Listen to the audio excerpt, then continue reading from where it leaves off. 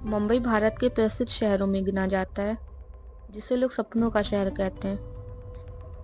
ये कहानी मुंबई के एक छोटे से इलाके अंधेरी की है। अंधेरी जो अपनी भीड़-भाड़ और जीवंतता के लिए प्रसिद्ध है, वहीं एक अजीब और डरावनी कहानी भी जुड़ी हुई है, जिसे लोग केवल अफवाह मानते हैं, लेकिन जो सच में हुई थी वो बेहद डरावनी है। कहानी 2005 के आसपास की है।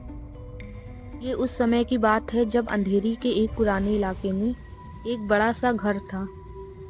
ये घर बहुत ही बड़ा था और इसके आसपास कई पेड़ पौधे और गहरे रास्ते थे।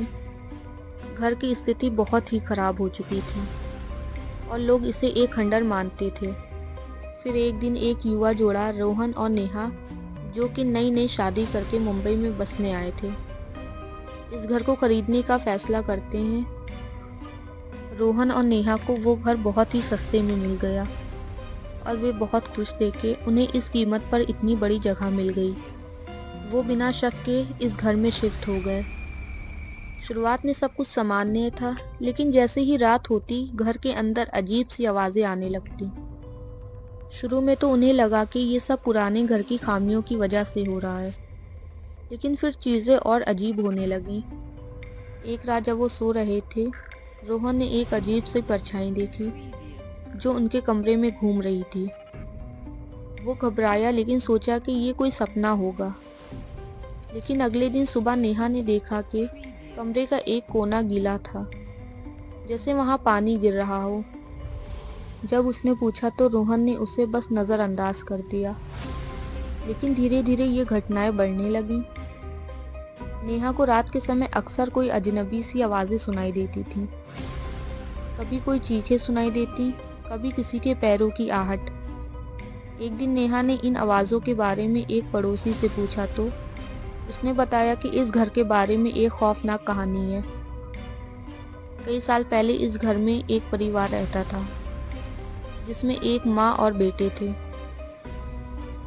बेटा बहुत गुस्सैल और हिंसक स्वभाव का था। एक दिन वो अपने ही माता पिता के साथ हिंसा पर उतारू हो गया और उसने उन्हें मार डाला। इसके बाद वो घर में अकेले रहने लगा, लेकिन इसके बाद से ही घर में अजीब घटनाएं होने लगी।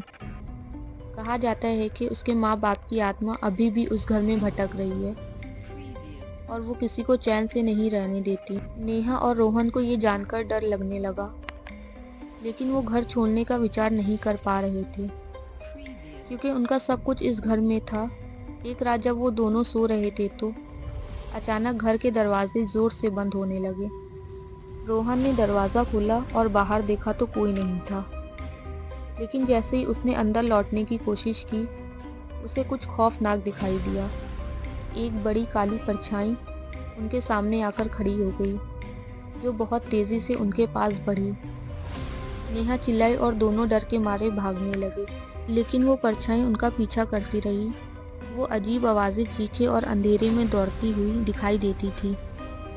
अंत में उन्होंने घर छोड़ने का फैसला किया और रातों रात अंधेरी से निकल गए। कहते हैं कि आज भी वो घर खाली पड़ा हुआ है और वहाँ की हवा में कुछ अजीब सी घबराहट महसूस होती है। लोग अब भी उस घर से दूर रहते हैं और उस इलाके में जाने से डरते हैं।